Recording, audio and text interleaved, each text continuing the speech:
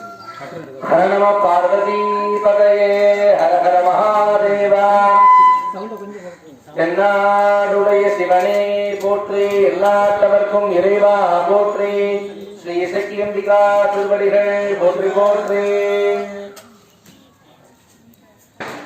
மெய்யன்பர்களே, ஆன்மீக செல்வர்களே, எல்லாம் வல்ல இறைவன் திருவருளாலும் திருவருளாலும் இசக்கியம்பிகை மற்றும் பரிவார மூர்த்திகளுடைய தனிப்பெரும் கருணையினாலும் நமது ஆலயத்திலே நமது திருக்கோவிலிலே இன்றைய தினம் பரிகார பூஜை தேவகிருஷ்ணம் பார்க்கப்பட்டு அதனுடைய அங்கமாக பரிகார பூஜைகளானது செய்யப்பட்டது. தேவகிருஷ்ணம் என்பது எந்த தேவியை நினைத்து பூஜை செய்து தோழியை உருட்டும் பொழுது அந்த தேவியே நேரடியாக பதில் சொல்வது போன்று சொல்லப்படுகிறது சாஸ்திரத்திலே.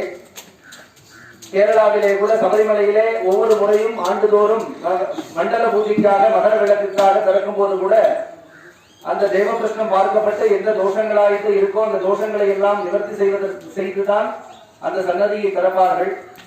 ஒவ்வொரு முறையும் அந்த தேவகிருஷ்ணம் பார்க்கும்போது மிருகங்களுடைய வாய்களை எல்லாம் கட்டப்பட்டு எந்த பக்தர்களையும் கடித்து விடக்கூடாது, துன்புறுத்தி விடக்கூடாது என்று ஒரு வலை, பாதுகாப்பு வளையம் போட்டுதான் அந்த தேவபிரஷ்னத்திலே உள்ள தோஷங்களை எல்லாம் நிவர்த்தி செய்வார்கள்.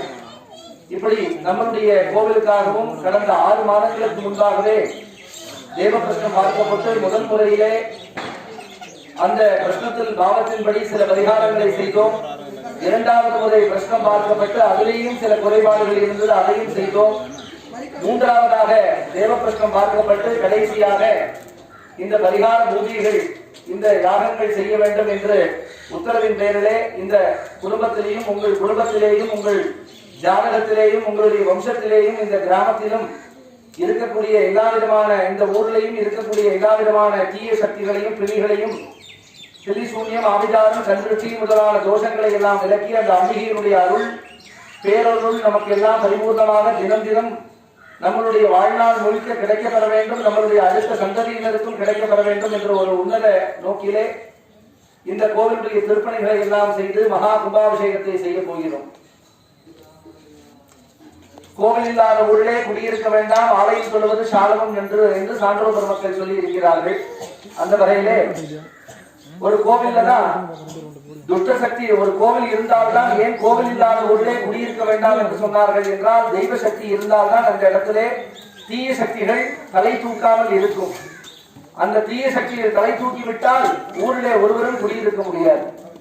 ஆகவேதான் அந்த தீய சக்திகளை எல்லாம் அழித்து அந்த அம்பிகையினுடைய பேரருள் நமக்கு எல்லாம் கிடைக்கப்பெற வேண்டும் என்ற ஒரு அம்பிகையினுடைய அனுகிரகத்தினாலே, அருளாலே இன்றைய தினம் இந்த யாகம் நடந்ததே அம்பிகையினுடைய சக்தி, அம்பிகையினுடைய அருள் உங்களுக்கு எல்லாம் இருப்பதற்கு இது ஒரு சான்று என்று சொன்னால் மிகையாகாது.